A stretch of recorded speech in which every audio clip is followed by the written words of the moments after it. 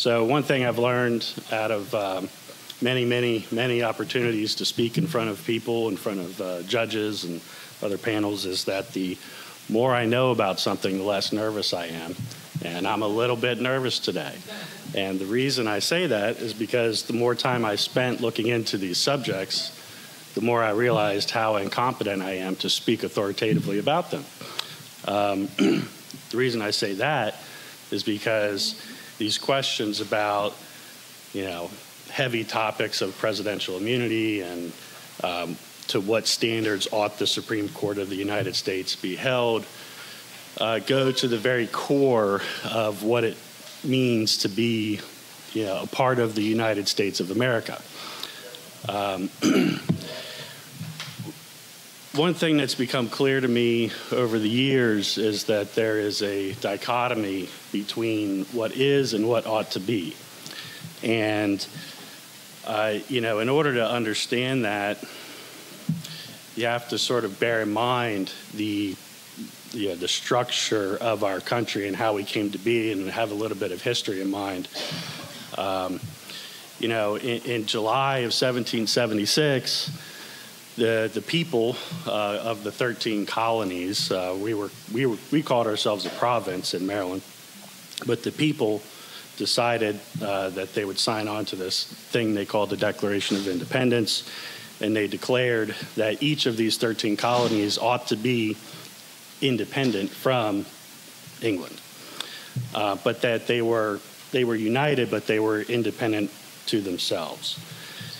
Maryland didn't adopt its own constitution until November of 1776, declaring itself a state and forming its formal government. In 1777, the 13 colonies, states by that time, adopted the Articles of Confederation, loosely forming a more formal union, and by 1789 realized they needed some more power, generally comprised of the state governments in a federation. Okay, so federalist. That's where you get this concept of a federal system. So the Articles of Confederation in 1777 had no court, no federal court, no Supreme Court or anything like that. So this concept of a federal judiciary came to be in the 1789, or was established by the 1789 Constitution. Our Maryland Constitution was adopted before that federal Constitution. Our 1776 Constitution came into being before that 1789 Constitution. And it wasn't until the mid-1800s when Maryland amended its Constitution to say that we acknowledge that the U.S. Constitution is the supreme law of the land, and therefore that we're not bound by any laws of our own state to the extent that they contravene the supreme law of the United States Constitution.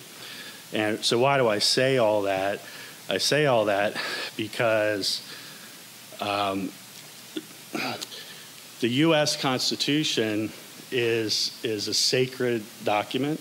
It's a sacred agreement among all of our people, among of our states. So the people of the state said, we support this, and the people of each of the 13 colonies said, we support this, and we want to be bound to it, ultimately, and now we have 50 states. So that's the supreme law. When you look at the case, the recent case of Trump versus the United States, which sort of established the presidential immunity for criminal prosecution, the majority in that court relied heavily on this structural argument that, hey, the Constitution is the supreme law, and the Constitution says this is what power and authority the president has, and therefore Congress has no right or authority to invade that power. And the three branches of government are separate. So when I say there's a dichotomy between what is and what ought to be, I think a lot of people reacted to that decision and said, well, that shouldn't be.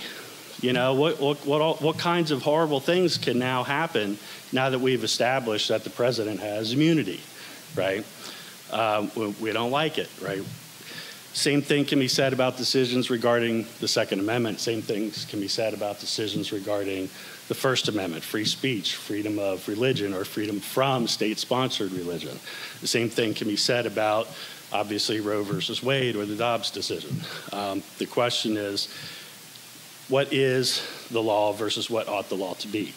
So in thinking about this topic of, ought there to be limits on the Supreme Court? Ought there to be a binding code of conduct or code of ethics on the Supreme Court? Yeah, maybe the answer is yeah.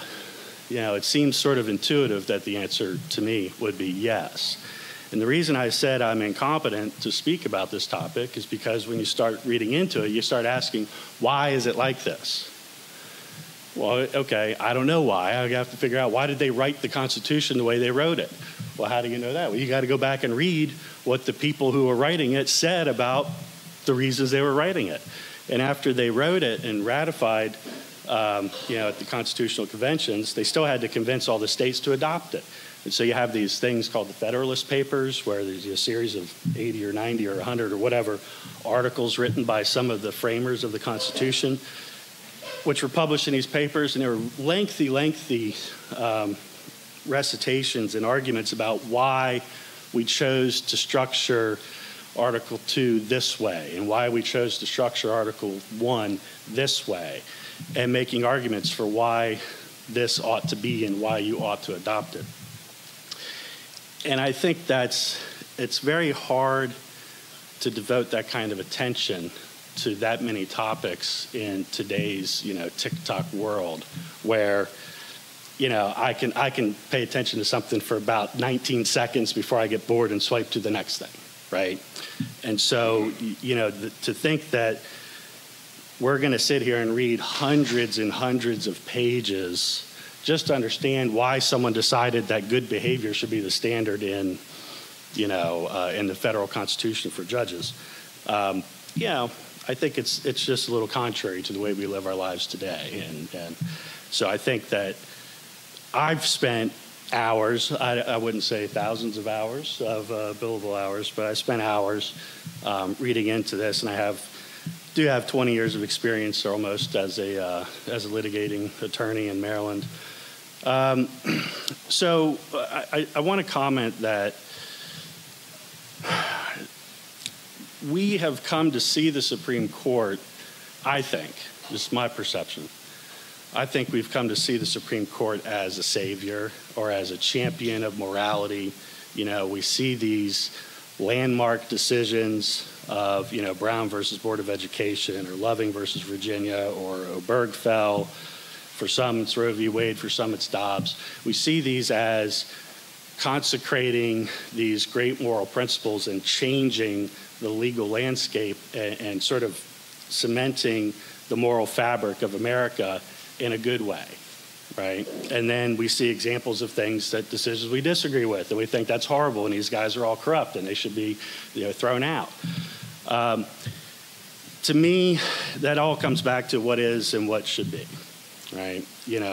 I have discussions with people about the Second Amendment from time to time. Okay, if you read the Second Amendment literally, the right to keep and bear arms shall not be infringed. Well, okay, then I should be able to buy a nuclear weapon, right? Well, that's a terrible idea. Well, it might be, right? But they didn't write the Constitution, or they didn't write the Second Amendment as the definitive exposition of what gun law ought to be forever and ever, necessarily. Or they didn't write it to micromanage. And so, there's a way. There's two ways, actually. If you don't like the Constitution, there's two ways to deal with it. One is to amend the Constitution through an explicit and authentic act pursuant to the terms of the Constitution, and the other is to engage in a revolution, or to successfully engage in a revolution, right? That one's pretty hard. The act of amending the Constitution is pretty hard, too. It's only been done about, 27 times since, 1791. The Bill of Rights was the first 10 amendments in 1791. Okay, so the reason it's hard is because it requires massive consensus, massive consensus, right? You have to authorize your legislature, and then what, 3/4 of the legislature have to agree to ratify a constitutional amendment. So this bedrock principle establishes sort of the minimum requirements for our government. And it's, in my view, it's not designed to be the ultimate expression of all things that ought to be. It's designed to be the thing that is the minimum requirement to live and cooperate in our world. So in my view, if we think there ought to be a system or a clear, enforceable, binding code of ethics on the Supreme Court, well, we could amend the Constitution to say so if we think, and I think President Biden's, was McConnell's, Schumer's No Kings Act acknowledges that to impose criminal liability on a president, there would have to be a constitutional amendment, although some have suggested Congress can just pass laws. And I think if you're relying on Congress to pass laws, you're just begging the question of whether Congress has the right to pass those laws or whether the Supreme Court can do anything about it. And I'll close by saying that per my understanding, the U.S. Constitution has one limit on the Supreme Court's justices' term, and that is good behavior. They shall serve during good behavior. Well, what does that mean? I don't know. It's a little less specific than the impeachment clause for, treason, bribery, and high crimes and misdemeanors. That at least has a few examples of what you could be impeached for. And there has been one example of a Supreme Court justice who has been impeached. It was Justice Chase in 1805. Articles of impeachment were issued by the Congress, and he had a trial, and he won. He was acquitted in the trial of the Senate. There were 8 charges brought against him, and basically 7 of them were related to him making what was perceived as bad decisions in a couple of different trials. The 8th one was for the judge participating in partisan political activity and political activism. And that was the one that that count got the most votes towards a conviction. But ever since then, there really hasn't been any precedent for impeaching a Supreme Court justice and for what constitutes good behavior. So I'll leave you with this. It might be that it's just okay the way it is, that it is a political decision, in essence, that Congress and the Senate can decide to impeach. They can decide what they think is good behavior. There is no structural way to challenge what Congress or the Senate says is lack of good behavior or not, just like in the presidential impeachment process. And you'll see, I think, what we've seen recently is that, unless there is conduct that is generally accepted by almost everybody as being wrongful, there's never going to be a successful impeachment conviction, right? So it might be that it's best left for that being the standard, because all the decisions that regard presidential immunity and judicial immunity rely on the fact that we need these officials to have the freedom to act bravely in the face of political headwinds, to not be influenced by the will or the sway of public opinion or political pressures. And that is the paramount reason why the framers chose life tenure for the Supreme Court justices, so that they would be insulated and be able to be fiercely independent.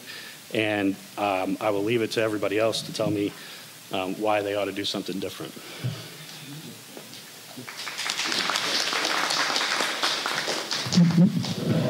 Thank you very much. I just want to make a couple things I forgot to mention. We do have the text of Article 3, which is the constitutional article that creates our...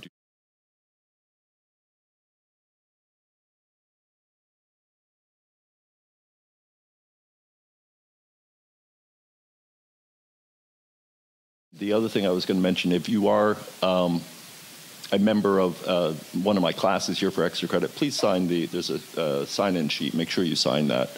And I also, the other thing that I did one of the articles that I forgot to mention is that kind of goes to the pertinence of the issue, is an article about just an opinion poll that just came out about a week ago about this issue that showed that there was actually a majority of people favoring term limits, but not the suggestion of increasing the size of the court. So this is the public is definitely engaged in this topic. So thank you for your perspective, and I will hand this now to Mr. Hutchinson.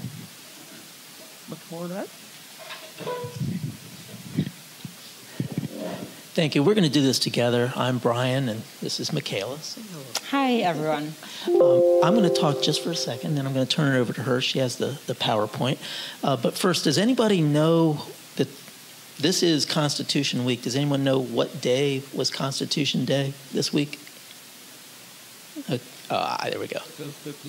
Ooh, close. Okay. 17th, that's it, 17th. So it was Tuesday, okay? And it's the 17th because that was the day in 1787 when we actually ratified the Constitution. Anybody know anything else that happened a little closer than Philadelphia to where we are on September 17th? A long, long time ago. It's the Battle of Antietam. So we have some pertinence to the date of September 17th right here in this area. So with no further ado, but thank you for having us, I'm going to turn it over to Michaela. She's going to show you some PowerPoint. So what we're going to do, if most of you did not figure out, Brian and I actually work together. So he's my business partner and same. So we did this together, so it's only fair that we present it together. So while I go through some of the PowerPoints, you may have gotten some points already through Mr. Gravel, who just spoke, and we don't want to belabor any historical points because we know you guys have probably had enough of Constitution Week. So we're just going to touch on certain things he already discussed without going too much further, but Brian will give you some points because my philosophy is I don't have to squeeze my brain like Mr. Gravel. I could just bring the guy with me who knows all the history, and we could go through it together. So I always believe in finding somebody who could help you get where you need to be. So it's really the 3 points we are up for discussing today. And the 3 proposals, as you could see it, is whether former presidents should not, or should have broad immunity. And it's right up there. The term limits of the Supreme Court justices, and also the enforceable code of ethics as you see it. So we're just going to move through some of these. We're not going to spend too much time. And there you have it, Article 3, that you could pick a copy of right at the back there for some reading. And that's really where it comes in terms of the power of the Supreme Court, where it's there. That's what we're talking about, because really the focus of today is a discussion about the composition of the Supreme Court, and that's what we're really focusing on for today's presentation. So we have some fun facts, and these are just fun facts, right, about the Supreme Court. And we just heard about, good behavior, and we just went through that discussion. It also does not tell us how many justices there are, or there should be, or there ought to be on the Supreme Court. And it also talks about only Congress has the power to remove a justice. And I'm sure each of you know how that process goes, and we're not going to go through that today, okay? And here we have. So here we have. Now, we don't know. Brian, you can tell them who this is. They say a picture's worth 1,000 words. Well, this is a picture of good behavior. that is, of course, Judge Thomas. When I first met him a long, long time ago. And now we're going to see a picture of... Yes. And there can be a picture of bad behavior. And this is unfortunately true, but on August 23rd of this year, it was a Friday, an investiture happened in Loudoun County, just about maybe 40 minutes from here. And that guy on the right, his name is Charles Kohler, was given a robe, and he became a judge. And 8 days later, he was charged with violation as he was walking down the road in Leesburg, and he's presumed innocent, but he was charged with being drunk in public. I think he was celebrating the next Saturday night what had happened the previous Friday. So we do have times when people are not in good behavior, but if we could do the next. Okay, so we talked a little bit about this. You certainly heard it from Adam, and that is that it takes impeachment by the House and then a conviction by the Senate in order to remove a justice. And we already heard from Adam that this is Sammy Chase. He's the one guy who's ever accomplished the deed of being impeached, but he did not get convicted. Some of the particulars, and Adam was mentioning them, he supposedly was keeping witnesses off the stand who didn't hold his political beliefs, and supposedly was not striking jurors who were biased because they agreed with his beliefs. These were just allegations. And again, as Michaela told you a few minutes ago, there are no specifications on the number of justices we should have. And here's just a little fun thing. This is from 1937, but this was from a teacher who was trying to teach their students how to remember what has happened in the past with the number of justices. And you can see in 1789, and I'll just read it real fast if you can't read it. Congress decided at first to fix the number of justices at 6. And then in 1801, Congress planned on a change to 5, but 6 remained very much alive. And then in 1807, 6 high judges, supreme as heaven, and Jefferson added number 7.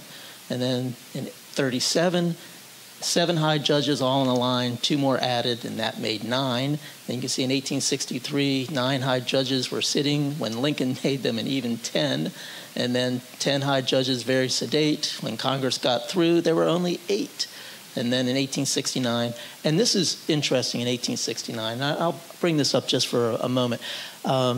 We often think that what we're seeing this election period is something unprecedented. We've never seen something like this before. But I can tell you in 1868, the person running for Republicans was Ulysses S. Grant. And we know he won, but he was also the guy who did that little war thing, and he won that. And so he running against anybody probably looked like a shoo-in. And he was running against a guy named Horatio Seymour from New York. And without getting too complicated, he basically wanted, his platform was, let's just pretend the war didn't happen, okay? We had towns that didn't have men left. There were so many people that were killed, 23,000 right here in Antietam on one day. And he wanted to just pretend like it didn't happen. Let's just kind of do a do-over. And so he's running against the guy who won the war, and it was a 4-point margin in favor of Grant. So yes, we are a country that we're gonna have our, our problems just trying to get along. Look at 1937. This is another thing that happened. This was the Franklin Roosevelt court, where he decided just to get his New Deal propositions a better chance of success, let's pack the court to 15, because if he added 6 more, he was going to get his legislation through. But you can see it didn't actually work. But the discussions we're having today, we're not saying that any side is right or wrong. It's just, in America, we have these discussions from time to time. And you can see how it's happened over time, and we're continuing to have those discussions today. All right. So you guys could see there that the last constitutional amendment took place in 1992. And it's interesting what that amendment stood for, because it forbids changes to the salary of Congress members from taking effect until the next election. So, they can't pay themselves more money at the same time they're trying to get that amendment. So it's really interesting when you look at how it's happened and what it stands for.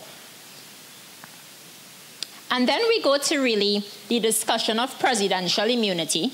And this was already touched upon by Mr. Gravel. So it's really not to go back through much of that with you, because it really came up through the Trump versus United States case this year that really pounded upon that all presidents have the absolute immunity. And that's what one of the proposals is right now, and the discussion of whether they should have that broad immunity or not. And when we talk about the Supreme Court Code of Conduct, now it's really, should there be an enforceable code? Because as of November of 2023, they actually have 5 canons, so they call them canons for Code of Conduct. And you guys probably are aware of what the 5 canons actually stand for. That does exist. And it's actually, if you go to the Supreme Court's website, it's straight off of their website, the canons that they actually should follow. And, it's just integrity, canons of good behavior and things like that, all of them are supposed to engage in. And this is a photo now of our current Supreme Court, where we have 9 justices. And what we did as well, and what we added to this photo, is we also added their ages to it, because we thought if you look at the ages, you would actually be able to really think about things for yourself in terms of this discussion, because what's interesting when you look at it is that Supreme Court justices have started to become much younger when they've appointed now. Because the last 2 appointments, when we look at the appointments of Associate Justice Amy Barrett, she's 52. And when you look at the appointment of Justice Jackson, 53. And when you look at these justices compared to the ages of the other justices on the bench, you really have to think about where things are going. Is it something that we like? And when we think of it, it's important for discussions, because when we were talking about same-sex marriages and all these other rights that have evolutionized within the last couple years, all these decisions came from the Supreme Court in terms of what states really could do and cannot do. And it's a part of everyday living in terms of decisions that have come forth. You could look at it and say it's functional, and it's been functioning for years. So why break the system that's still been functional? Because they have made decisions that affected the lives of many people. Some who wanted to be engaged in certain marriages, and they've made those decisions. Brian, anything else you would like to say? Okay. Just again, thank you so much. If anybody has questions, we're going to be following this up with a question-answer session. So next is Mr. Semler. Yeah. Thank you. Am I able to put this up here? Yes. Without breaking it?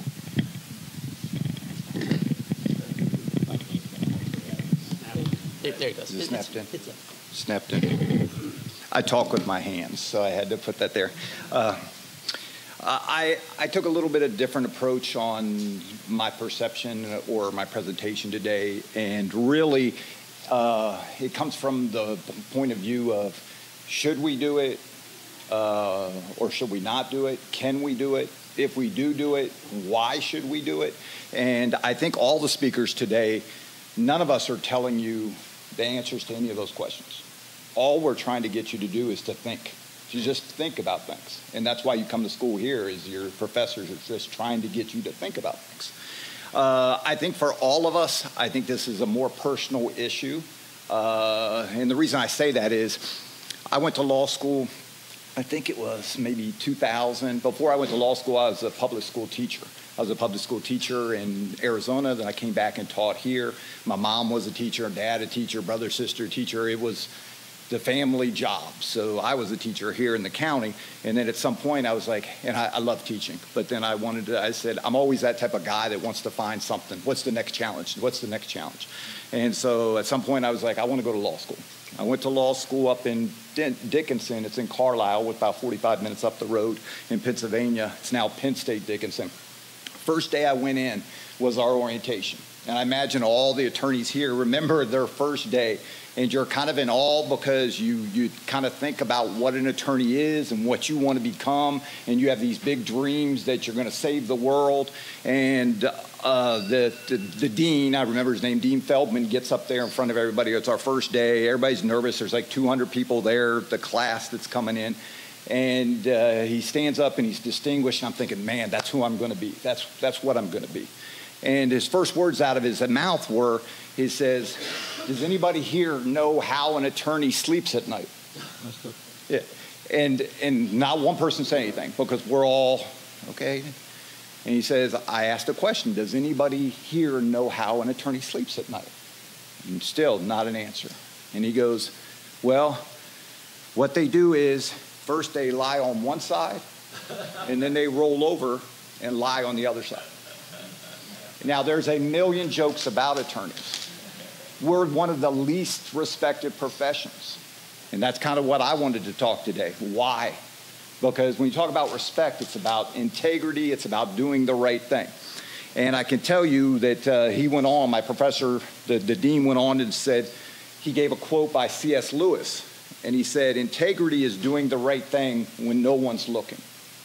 Because sometimes it's easy to do the right thing when people are looking, because even if you don't want to do the right thing, you certainly don't want to be caught not doing the right thing. But integrity is doing it when no one's looking. And for us, this is a little more personal. All of us have probably spoke on panels before. We come in, we talk, we leave, and it doesn't really mean anything. And I'm not saying that any of us up here think about the Supreme Court on a daily basis. We probably don't. But what we do think on about a daily basis, and I can say this from experience, is just integrity. I ran in 2018 for the state's attorney, head prosecutor in this county. And I'm not trying to make this partisan, but I'm just trying to give you a perception. I ran on the Democratic ticket. I'm probably middle of the road now. I'm probably more liberal for certain social issues, more conservative on financial issues. Adam here, I don't think he minds. I think Adam ran on a nonpartisan ticket as a judge. I think Adam's still Republican. Adam and I, good friends, respect the heck out of the guy. We have a lot in common. I think he's an amazing attorney. I used to brag to some of my clients that I probably had done maybe 4,000 cases in 10 years. Brian's sitting here. I would bet that he's probably done over 10,000 cases in his career. I believe he's probably done that many. I see him in court. I see Adam in court. And my respect for them, because it's about perception. How people view them is important to them because they want to do the right thing. Michaela is probably, as you can guess, the youngest person on the panel. I did not know Michaela personally, but I'm an observer. I've seen Michaela in court. I see how she dresses. I see how she talks to her clients. I see how she talks to prosecutors that she may disagree with. The epitome of her professional. Now, I've had a good dad. My dad was an amazing dad, still alive. But if I needed a surrogate father, and Judge Thomas knows this, I say this all the time, it would probably be Judge Thomas. Why? Because the man cares. When he gives a ruling, he's giving rulings every day. He's sentencing people on criminal charges almost every day. But he just doesn't sentence you. He tries to tell you why he's doing what he's doing. Why? Because integrity matters. So when we get in this discussion today, it's to me, it's an integrity question. And when we talk about some of the things, and I get a little frustrated on sometimes, is like when you saw up there, number 1, number 2, number 3, and number 1 was immunity. To me, when we talk about should things happen, can things happen? The immunity issue, really why this is a hot button issue is that the Supreme Court made 3 rulings. One was about Trump being on ballots and whether he should still be on ballots in Colorado. Supreme Court said he should still be on the ballots. There was another one about the insurrection. They made a ruling that obstruction of justice and whether some of the actions by the people on January 6th, whether that charge could go forward. Once again, kind of ruled more in the conservative way. And then finally, there was a ruling on Trump versus U.S. versus his own personal immunity for criminal acts. So these 3 cases kind of brought this back into, hey, are we going to change it? So the first number you saw when they had up there, it said immunity. I'm not really going to talk about that because I don't think that's a possibility. Why? Because you heard Adam. Adam said, hey, you would have to do a constitutional amendment. Chances of that are happening, in my opinion, 0. because we're so diverse in our opinions now.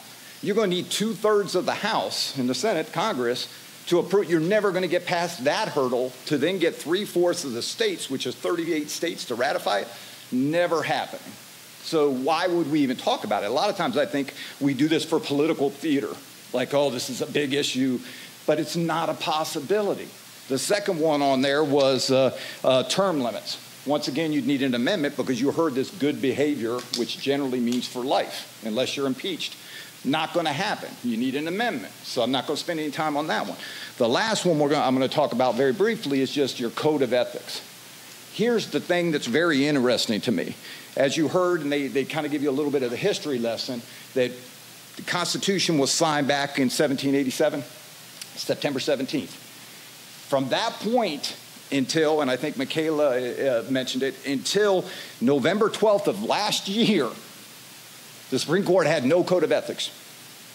200 years, no code of ethics. Now, every other court in America has a code of ethics. Federal court, tax court, bankruptcy court, state courts have a code of ethics. So it took them until last year to write a code of ethics. Now, that's what I'm trying to get you to think about. Well, then I would ask, who wrote their code of ethics? They wrote their own code of ethics. Do you guys see a problem with that? If I'm going to write the code of ethics that I'm going to be held to, if I'm writing it myself, could I be more lenient when I write it? So these are things to think about. The next thing that's on that, do I believe we should have a code of ethics for the Supreme Court? I do.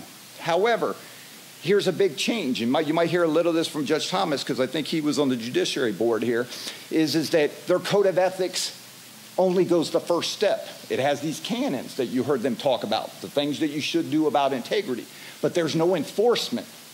Every other state, every other jurisdiction has enforcement. What does that mean? If you do something wrong, you could be reprimanded, you could be removed. There's punishments that could happen. The Supreme Court doesn't have. So even though they adopted something last year, there's no enforcement to it. Ours, for example, the Maryland one, we have 4 different parts of it, and the 4th part has 40 sections about punishments that could happen or about the process that could happen. So when you look at this, it makes me always interested as to, well, what's the issue? The next thing that we have is why are we here besides these cases? The next issue that we have is that you had actions that were done by some Supreme Court justices. Some of these are alleged actions. Some of these are actions that may or may not have happened. But we had Judge Thomas. There's an allegation that Judge Thomas, not him. Judge Thomas potentially, he had taken potentially funds from a GOP donator. That they had given him funds. And he was supposed to disclose that. These are Supreme Court justices. Then we had Alito. Judge Alito is another one of our Supreme Court justices. And some of this you may have seen on the news. There was a secret audio recording where he made discussions that were potentially not in the middle where he should be.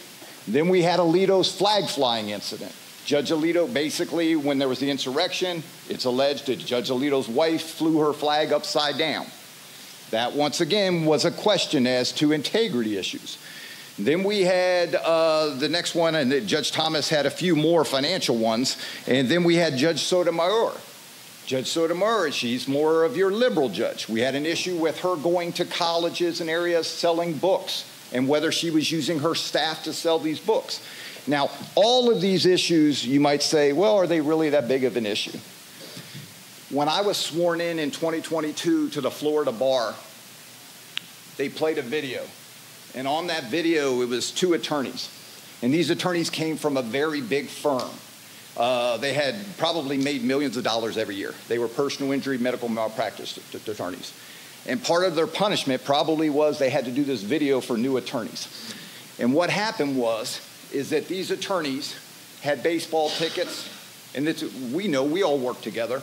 They had baseball tickets. And if they couldn't go to a game, they would say, hey, Michaela, I got these tickets. You want to go see a game? And they would give them to other attorneys. Nothing wrong with that.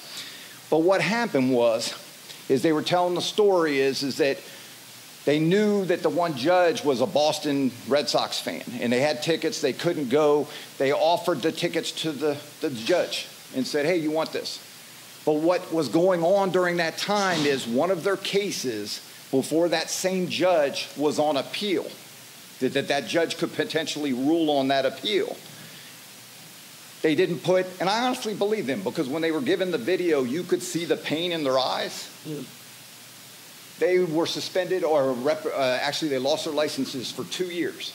So imagine when you're an attorney and you lose your license. I can tell you there's not a lot of other jobs you can do with that law license when you're suspended. It took them 2 years to come back and get their license, and all they did was, by accident, I honestly believe that they gave tickets to a judge while there was a pending case. And that sentence was so harsh. And when you look at some of the actions by other judges on our Supreme Court, whether these are true actions or not, perception matters. And that's what I'm going to leave you with, is that when I ask you to think about things, and I'm getting older, but I think the biggest issues with democracy, and when we talk about whether democracy is going to continue at the level it's been, I think the first problem we've had lately is we have this dispute over whether elections are legitimate. Did the vote really, was it really the right vote, or did we steal the vote? When our citizens start questioning elections and that elections aren't legitimate, that's the first step to democracy failing. The second step to democracy failing, I think, is when we don't have faith in our judicial system, when we don't believe that it's fair. And as I said, we're in a very small part of America. It's a little town. But we do every day we can. I can tell you by experience of dealing with these people, every day we do what we can to make sure integrity matters. So when we look at those things, that's all I was asking you to think about is what could we accomplish? And having a code of ethics for our Supreme Court is something with some punishment if people aren't going to do what they need to do. It's a good thing. Thank you.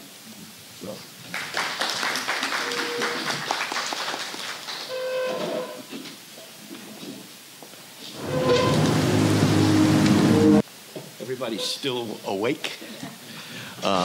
I'm kind of relieved. I thought maybe I was going to have to, I sat over there with my pen and I was going to cross through stuff that I was going to say. And I didn't have to cross through very much. There's going to be a little bit of repetition, but it'll be easier if I just repeat a few short things. First, I want to say I'm not a constitutional law scholar, okay? I haven't had to look at the Constitution very often for a long, long time. So I want you to understand that. You can study it all you want, and you could probably, with a serious effort, be more fresh on it than I might be. And I also only humbly speak for myself. I don't speak for the Maryland judiciary, okay? So nobody draw any conclusions from my own views and opinions. And looking at the issues that I saw as what I thought we were going to discuss today, and figuring out what they all had in common, I decided I think they all come down to a couple of issues which you may remember, but I'm going to refresh your recollection if you don't. They come down to the separation of powers and the balance of that separation, okay? So remember, we've got three branches in the federal government. The legislative branch, that's in Article 1. They put them in the order, basically, of power, I think. The legislative branch is in Article 1 of the Constitution.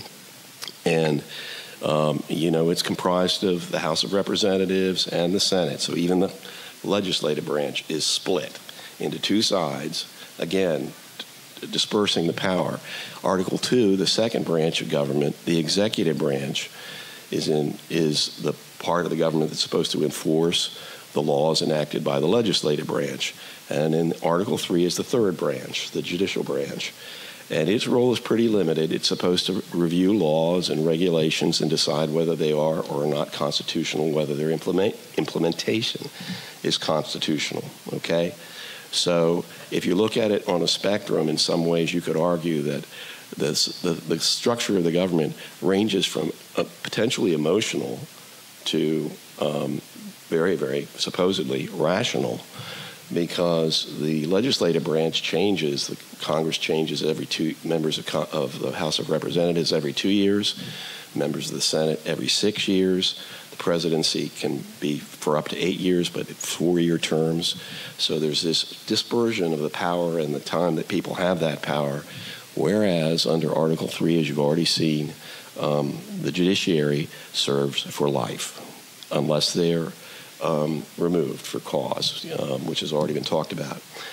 So there's a reason for that structure. It was considered to be one that would ensure the stability and consistency of our government.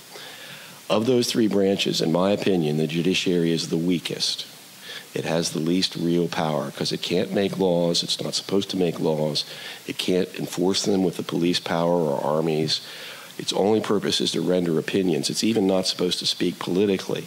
It's supposed to render opinions that are published, interpreting the laws to make sure they conform with whatever was written in the Constitution. Because it's the weakest, it really does depend on the trust of the other 2 branches in the legitimacy of its authority and the trust of the people, who are all of us, and the trust to some extent of the 4th estate, as it's called, the media. Because if it loses that trust amongst the other branches or the people or the media, then everybody will call its decisions into question, and that's a risky business. So it depends on the trust. Why are judges appointed for life? They don't have to be, but I think the reason is that they're meant to be the stable institutional memory of the government that keeps it on a steady course. If you were going to compare our government, call it a ship of state, I think in some ways you could really say it's more like an armada. It's got PT boats that turn on a dime, it's got battleships and destroyers, and then it's got an aircraft carrier. And the Supreme Court is kind of the aircraft carrier, okay? It's the biggest, it turns the slowest, it can't make a turn on a dime, it has to steer a steady course. And in relationship to the other ships in the armada that can buzz around it, their role is to accompany both my kids. One of them's out, but one of them's still in the Navy, and so they've served, in fleets and stuff. The other ship's job is to protect that aircraft carrier. Okay, so that it's because it's so big and so slow and so unmaneuverable. Their job is to protect it from adversaries. And what guides the aircraft carrier, the Supreme Court, is supposed to be the Constitution. It's like a chart or a map.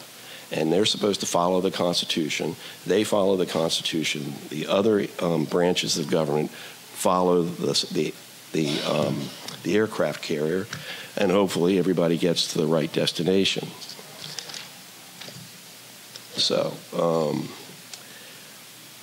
why is that so important? The separation of powers is really important because if the first branch, the legislative branch, goes out of control and acquires too much power, then 51% of the population can enslave the other 49%.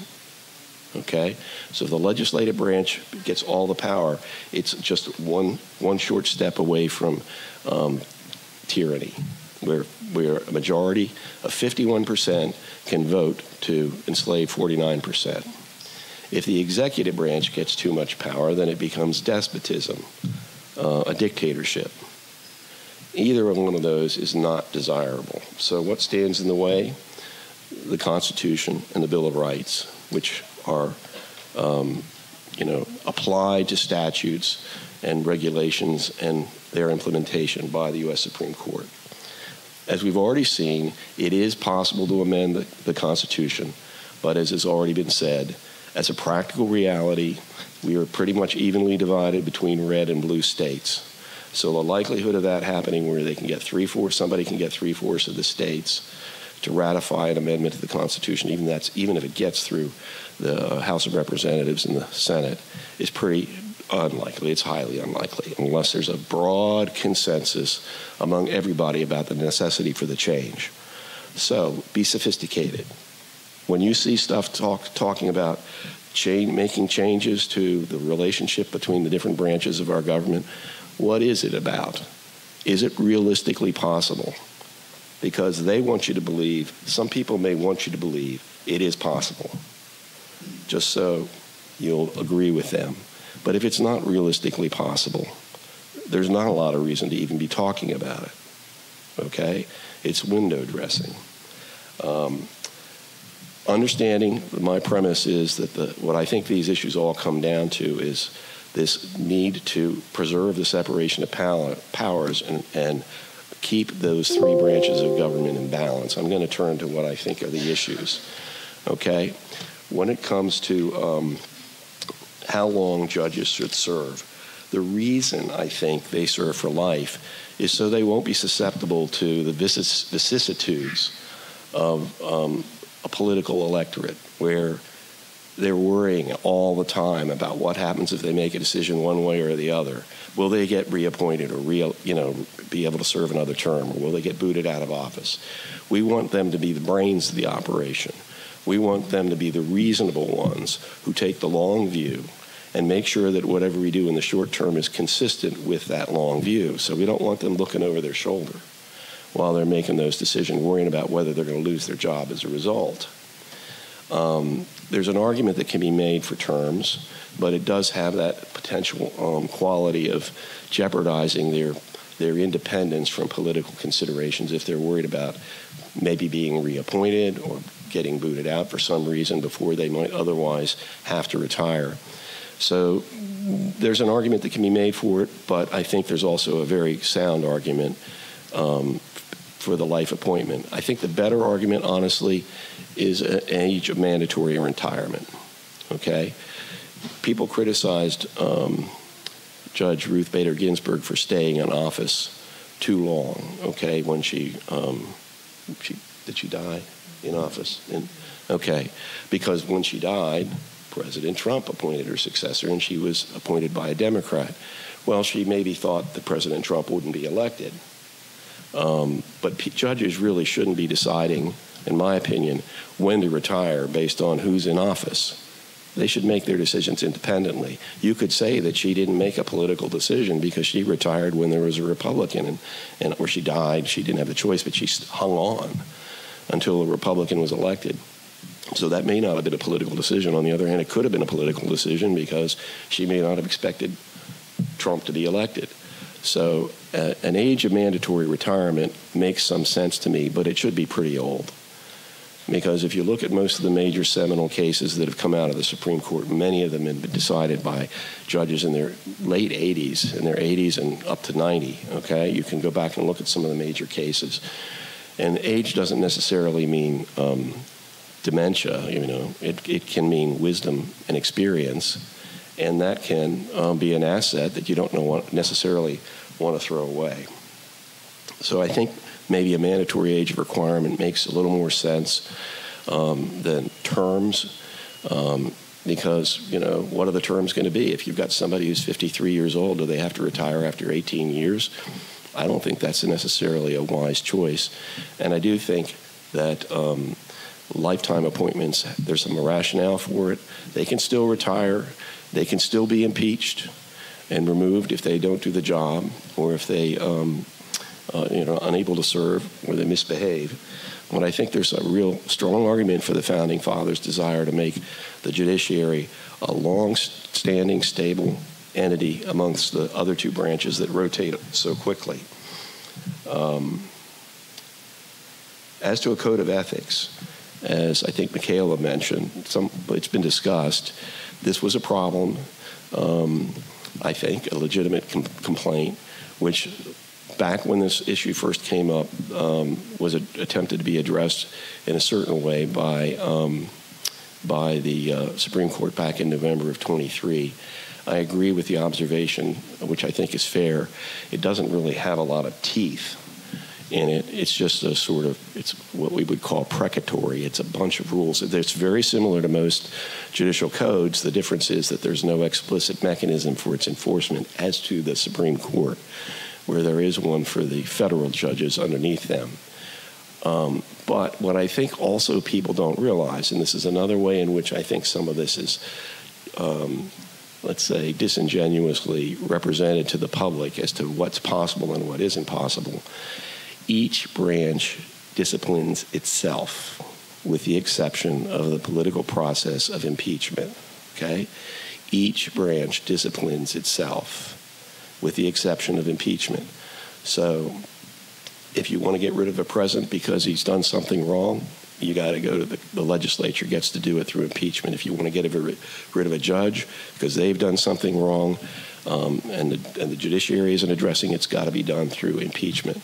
The legislature disciplines itself, the executive branch disciplines itself, and the judicial branch disciplines itself. It's that way. Because if it weren't that way, then the legislative branch could threaten people in the judicial branch with removing them from office, or people in the executive branch with removing them from office without there being an impeachment process, okay, which is where you're impeached by the House of Representatives and then a trial in the Senate, and it becomes, because it is essentially a political decision, each branch disciplines itself. Another reflection of this is, I think it was mentioned about salaries up here, but in looking through this, and I am grateful for having been asked to do this, because if you want to learn something, you got to stand up and talk about it and teach it, right? That's the best way to really learn something. And it's good, refresher for anybody who already knows a certain amount. But another thing, when talking about salaries, the Congress prohibits the reduction of judges' salaries once they've been taken office. You can't reduce a judge's salary. It's the same in Maryland. Why? Because to be able to reduce a judge's salary would mean that you could take their salary down to $1 a day or something like that, and basically get rid of them because they couldn't afford to continue to do the job. And it would be a way of doing an end run around the issue of how long do they serve, okay? So it's an example of the fact that the Founding Fathers understood that they wanted the judges to be able to make their decisions without looking over their shoulder and worrying about whether it was the popular decision. And whether it should be, independent of short-term political considerations where their own ox might get gored. So I think people need to appreciate that the Supreme Court's going to discipline itself, and whether it chooses to do it in some way that we like or don't like, maybe it should have a mechanism. But the ultimate issue comes down to, well, who's going to enforce this? Are 8 justices going to decide the fate of the 9th one? It's not an easy situation. Their rules already have to be different because they get like 100 amicus, a friend of the court briefs on most of their appeals. And if they had to disqualify themselves because somebody up there knew that somebody else on one of these amicus briefs, so there, was filing, taking a position, they'd be run into trouble all over the place and wouldn't be able to make any decisions. Next, I'm going to turn to the Supreme Court's recent most controversial decisions, and because I sort of thought we've talked about some of them, but I think the same angle is the answer to issues, discussions of those several cases, but I'm going to talk about 3, and it comes down to the balance and separation of the powers, okay, because they do have a common thread. People want to make a big issue out of Trump versus the United States. It gets mischaracterized all over the place. There was no final decision made. There was a decision that may be final to the effect of that there were certain instances in which the president might be immune. And that's, the issue was which ones. So if President Obama orders a drone attack on a foreign individual and kills them, is that something from which he should be immune from prosecution? Okay, or is it a criminal act? Order somebody to be killed without a trial, without some decision by some independent body? Is that something we want a president of the United States to look over his shoulder about and worry whether or not he's going to be prosecuted for a war crime or sued by the family whose relative died? How is that protected? How is that protected by the Constitution? Is it an act that's within the purview of his constitutional authority, or is it extra outside of his responsibility, in which case a criminal act, okay?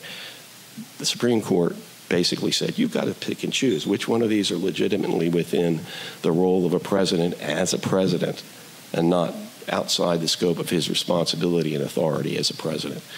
And they didn't say he was immune from everything. They said he's immune. He's got immune, and it's complicated. There are different categories of it, and there's a presumption of it in certain instances, but it wasn't absolute. Okay, so when they sent it back to the trial court, they said you got to go through factually and determine which one of these are likely subject to immunity because of his role as president, and which ones are outside the scope of his role as president, and for which he can be prosecuted. Okay. So what did they do when they did that? What they did when they did that was they said, we're going to protect the executive branch from abuses by the judicial branch. Okay? They were protecting the executive branch by the abuses of the judicial branch to go after somebody in the executive branch. Next case that I considered was Dobbs versus Jackson, okay? It's gotten a lot of people up in arms. But what did Dobbs versus Jackson do when it reversed Roe versus Wade? It didn't say anything about abortion except to say that it should be decided by the state legislatures. So it's a strange court that will say, the judiciary exerted too much power in Roe versus Wade, and so therefore we're going to send it back to the state legislatures and let them decide. It didn't assume power in that sense. It said it had previously taken too much power and returned it to where it thought it should be, which was in the state legislatures. In the Chevron case, in the case that overruled the Chevron case, I didn't write its name down, that was a case that involved the legislative branch delegating authority to administrative agencies in the executive branch, okay? You know, the law is the Congress, and then over in the executive branch, it's not just the presidency, it's all these administrative agencies, all the agencies with names with initials that enact regulations to enforce those laws. When they overturned the Chevron case, they didn't acquire any power for themselves. They just simply said to the legislative branch, you can't delegate this much power to make law over to the executive branch. So they were correcting what they saw as a deviation from the appropriate balance of the three branches in that case. So if you look at just those three cases, you can say, well, what power have they grabbed? Because they've been accused of a power grab. What power have they grabbed? They didn't grab any power.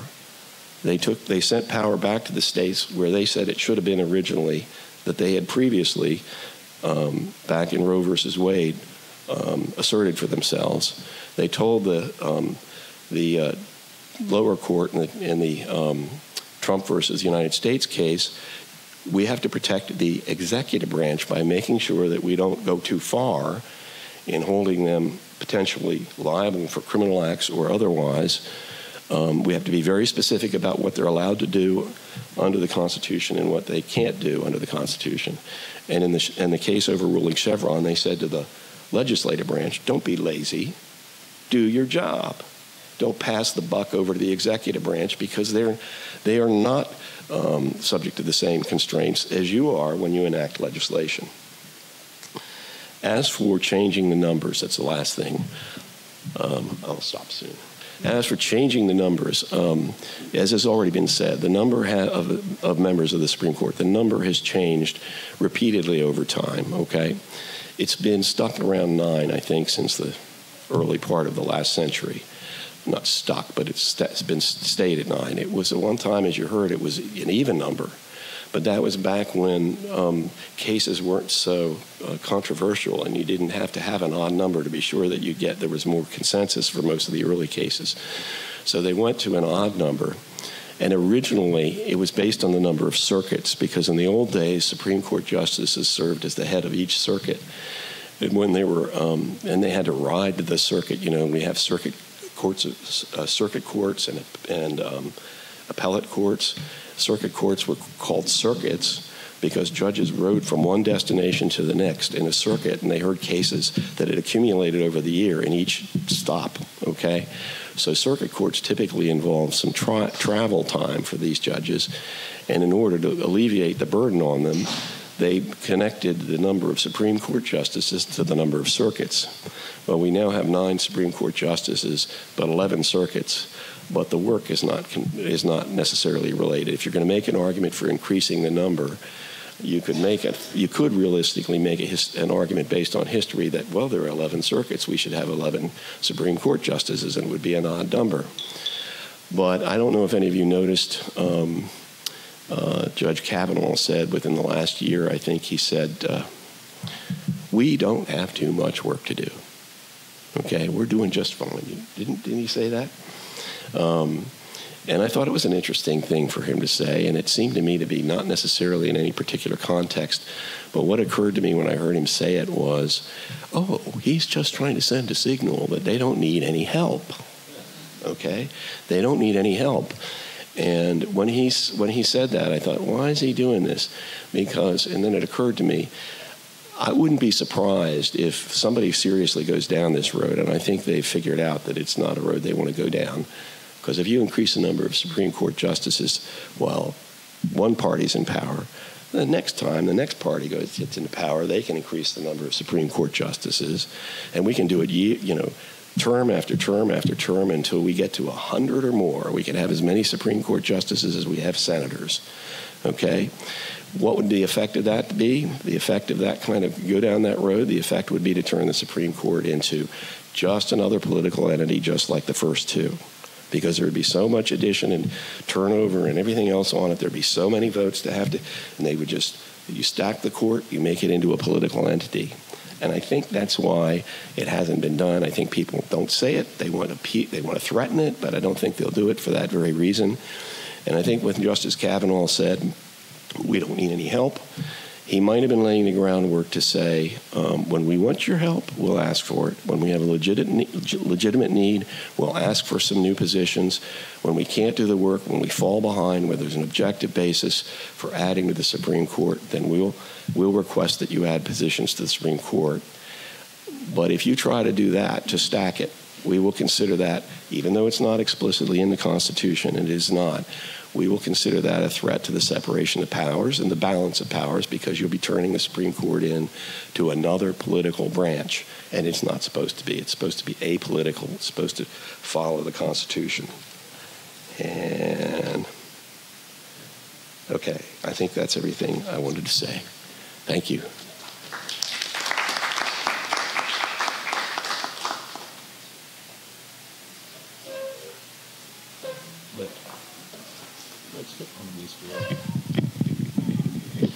Thank you very much. I'm hoping there are some questions from the audience, because if there aren't from the audience, I have questions. So I'll bring the mic. So questions, please. Students, get your priority.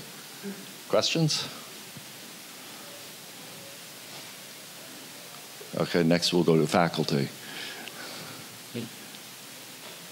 Okay. I'll prime the pump. I have a question for you, Judge.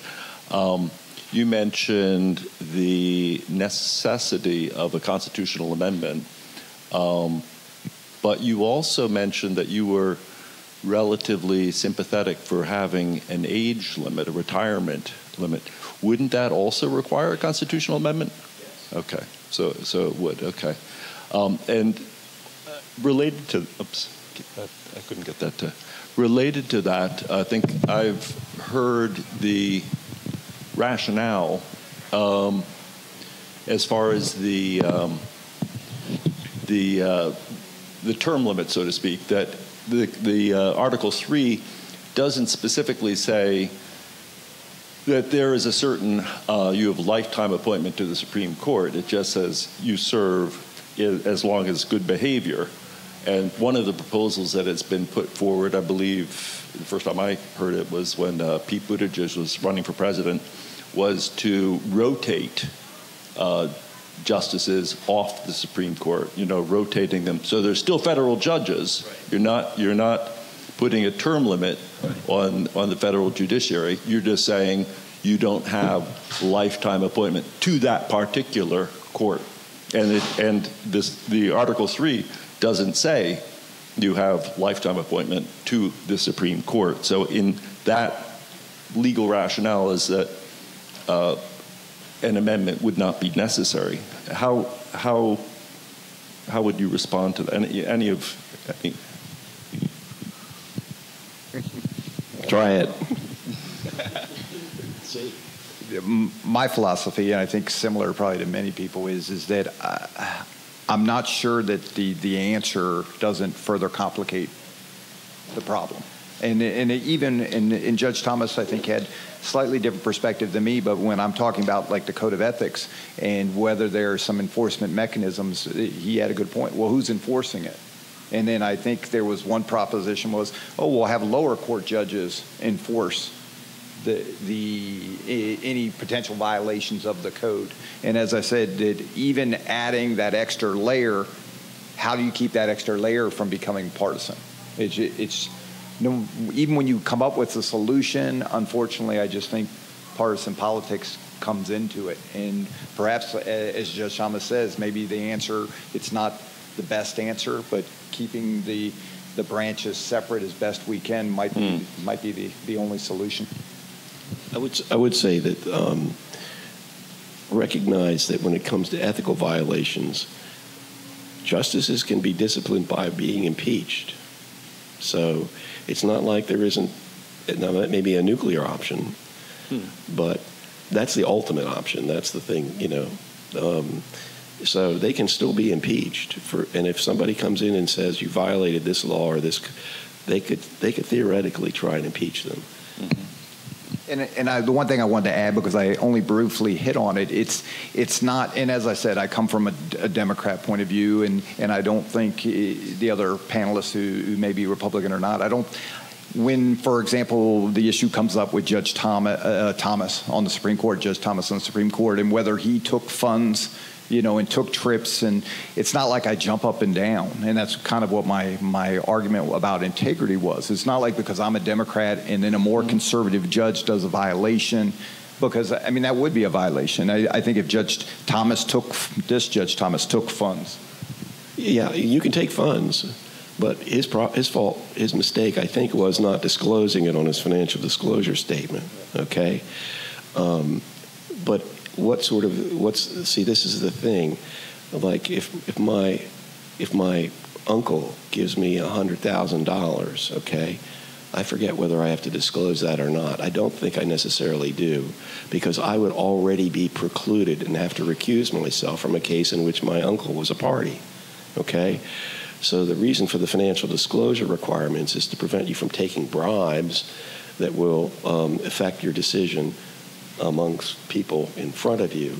But if the people who give you the money in the first place are already going to be precluded from appearing in front of you, or you're going to be precluded from hearing their case because of your relationship with them, it's not a major violation. Now, if that party, and I don't know whether he or somebody, some entity in which he had an interest, appeared in front of a case, or was a party to a case in front of the Supreme Court, then it might be more serious.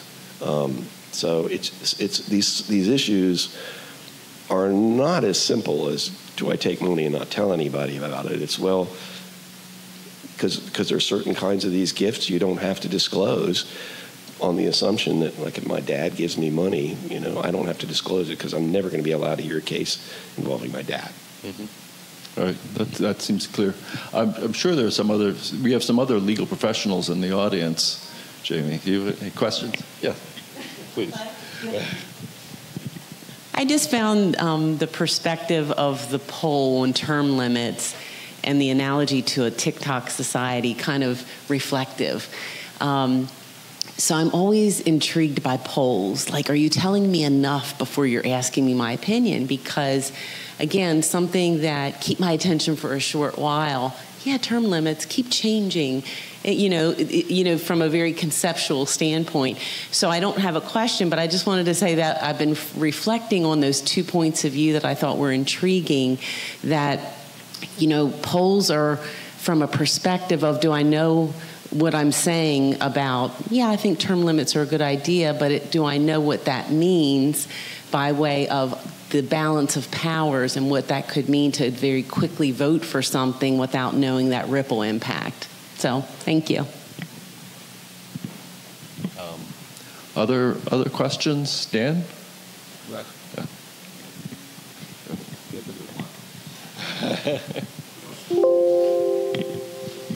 Well, first of all, I want to thank all the panelists, and I just found your presentations to be not only informative, but really thought-provoking. And as I was listening to each one of you speak, I was kind of rethinking some of my positions and what I thought I understood about the functions of the Supreme Court and the history. So I found it fascinating. But I guess my question is first for Judge Thomas, and then maybe others could share their perspective. And it has to do with recent decisions by the current court relating to reviewing past major Supreme Court cases, namely Roe v. Wade and then the Dobbs decision, and this idea that it's not necessarily striking down a previous decision, but bringing it back to the states. And my concern with not just particularly the Dobbs decision, but this kind of new, perhaps, precedent moving forward is that other Supreme Court cases that were changing very important matters relating to, let's say, same-sex marriage, and maybe even going all the way back to the 60s in the Loving Supreme Court case striking down the segregation laws, is that there is this possibility that the court, hypothetically, could go back and review some of those decisions and not make an outright decision striking down previous precedent, but sending it back to the states. So I just want to kind of get your perspective on the possibility of this current court, let's say, reviewing same-sex marriage, going all the way back to some of those decisions, and also not just relating to Supreme Court decisions, but congressional acts that had major implications on striking down segregation, namely the Civil Rights Act and the Voting Rights Act during the Johnson administration. So is the current court perhaps moving in that direction of reviewing cases with the possibility of kicking it back to the states? Who wants to bite on that? I would say anything's possible, but I consider it highly improbable. Roe versus Wade was a case that's been fought over and fought over and fought over politically for whatever, how many years? 70 years, probably, something like that. And if anybody grew up when I grew up, knows it's been a bone of contention for decades, and it's divided the country for decades. And the reason, so I think it's different. It's different from those other issues you raised. And when they made their decision, they were acknowledging it as a political issue, and they sent it to where I think they were basically saying we were wrong. Okay? I don't think there's any indication that they're going to do that in the other areas. I don't think this is going to lead to other things. I think the probability, but it's possible. Depends on what case is presented to them and what the facts of the case are and what the law is that they're interpreting, that they're going to decide whether it is or isn't. But circumstances change. When Roe versus Wade was passed and viability was the standard, viability is completely different now. Completely different. Because technology has changed. So anyway, I hope you're wrong. I hope you're if that's a concern, I believe you shouldn't be so concerned. I don't really think that's the way they're headed. I think probably a good number of them came in with the idea that when we get a chance, they turned down a lot of opportunities. When we get a chance, we're going to undo the damage that was done with Roe versus Wade. And they didn't say abortion. They didn't say, they made a decision. They punted it back to where it originally started, and then let the legislatures vote. I personally don't think it's likely that those other cases you discussed are ever going to get touched. But I do agree with you. The Supreme Court didn't do itself any favors when either it passed Roe versus Wade or when it passed Dobbs. One or the other of them was a mistake. It's just a question of which one. And right now, they've decided which one it was. Other perspectives on that question? Anyone want to? Maybe this will be weird to hear Republicans say. But I think you have to acknowledge that there's a perception that what has happened was that the presidency packed the court with judges that he believed were going to overturn Roe versus Wade, right? And then guess what happened? The Roe versus Wade got overturned by the judges that he put on, right? And whether you agree with Judge Thomas that this was not that this was just returning the powers back to the states or not, you have to acknowledge that the country is not full of constitutional scholars. Many of us spend hundreds or thousands of hours researching these things and trying to figure out, did they get it right? Did they get it wrong? What are the penumbras, right? And if Judge Thomas is right that this was just an isolated aberration, which I think he is, and I hope he is, we still have to understand that the people believe, or a lot of the people have the perception that what has happened, and is that we game the Supreme Court selection process to achieve our personal political ends, right? And we all have a sense of what we hope the judicial system will be, and that's bad to have, clearly partisan actors always voting on party lines with these major issues. And, I think when you have several people mention today the importance of confidence in the judiciary and faith in our judicial system. And Bernie said, I think I wrote it down, when we don't believe that it's fair, right? That's the fabric of our constitutional democracy is based on the fact that we all know that if we have a problem, we can run to the judge and get a fair day in court, get a fair hearing. And when we lack that confidence, Judge, before you leave, can I ask you to repeat what you said at, I think it was Judge Meyer's investiture, when you said, you talked about when everyone in the courtroom is told to all rise. I think it was Judge Boyers. I just said, the reason, it's interesting when they announce when you come on the bench, they say, all rise, right? You've seen that.